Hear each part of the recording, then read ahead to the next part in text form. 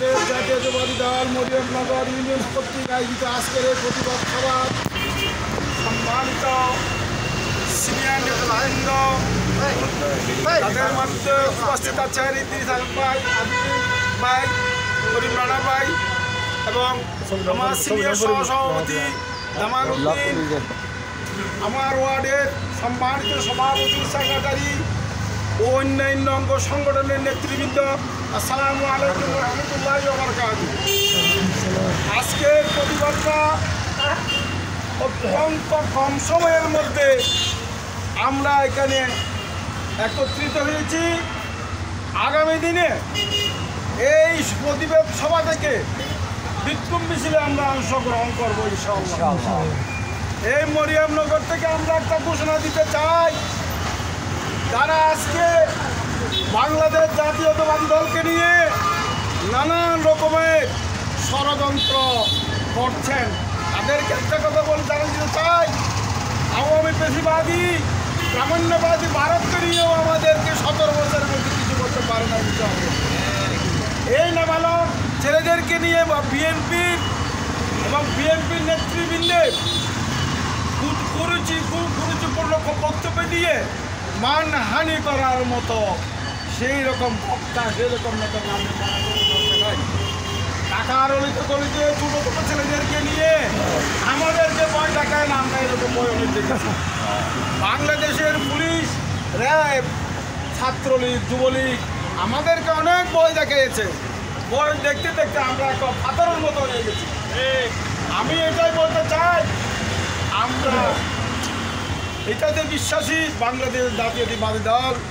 আমরা কোনো নেতার বিরুদ্ধে কুরুচি কথা বলা শিখি নাই, আমাদের নেতা সেটাই শিখে নাই। আমাদের নেতা বারবার বলতে চাই, আপনারা ইলেকট্রিক মিডিয়া দেখেন, ওটার মধ্যে আপনারা পাবেন সবসময় দেশের কথা বলেছে, নিজের দলের লোকদেরকে নামাইয়ে দিয়েছে, তোমরা এই করলে এরকম হবে, করলে এরকম হবে, সেটাই বলেছে। প্রতিশোধ নেবার কথা কাউকে বলেছে। এত অত্যাচারিত হওয়ার পরও আরও থেকে প্রতিহিংসামূলক আচরণ করার কথা বলে নাই। তাই আমরা আপনাদেরকে বলতে চাই, আমরা নাম ধরে বলতেছি না, এনসিসি বলেন, এই বলেন, সে বলেন, বাম বলেন, ডাম বলেন, আমাদেরকে ভয় দেখিয়ে আমরা অনেক ভয় দেখেছি। মরিয়মনগর থেকে আমরা এটাই ঘোষণা দিতে চাই, আগামী দিনের মধ্যে এইরকম যদি একটা কথা শুনে যায়, আমরা দাঁত ভাঙা জবাব দেওয়ার জন্য আমরা সহ্য করি, কিন্তু ছাড়ি দিই না।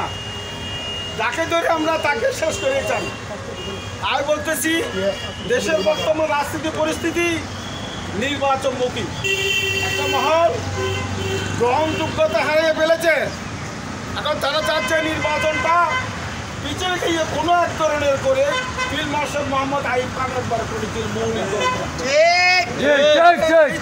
আমরা বুঝতে পেরেছি। তারা আগে চায় কি স্থানীয় সরকার নির্বাচন, স্থানীয় সরকার নির্বাচন থেকে তখন মেম্বার চেয়ারম্যান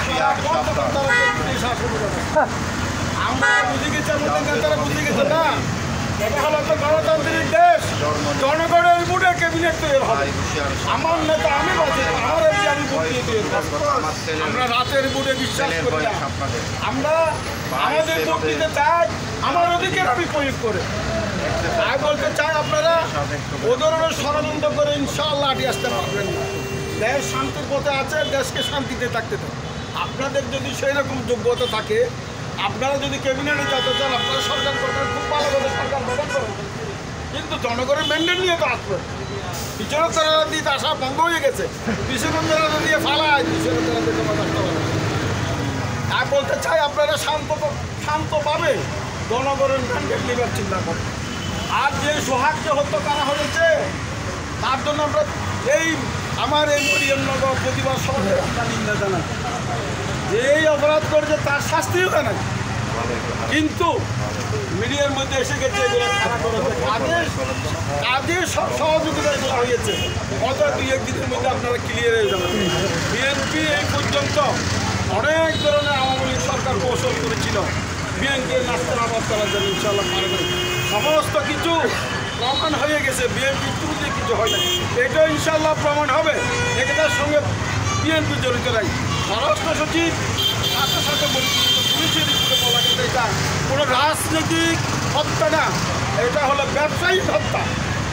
তারা মিডিয়াকে হাতে নিয়ে টাকা পয়সার বিনিময়ে বিএনপির খাইয়ে এই যে নোংরা বলেছি দুটাই দিবেন বিএনপি এটা কোনোদিনে মানি যাবে না। আর আজকে আমি আমার সহযোদ্ধাদেরকে ধন্যবাদ জানাচ্ছি। 1-2 ঘন্টার উপস্থিতিতে আমরা যে আলহামদুলিল্লাহ এতগুলো নেতা কর্মী অঙ্গ সংগঠনের সভা আসছে তার জন্য অনেক অনেক ধন্যবাদ।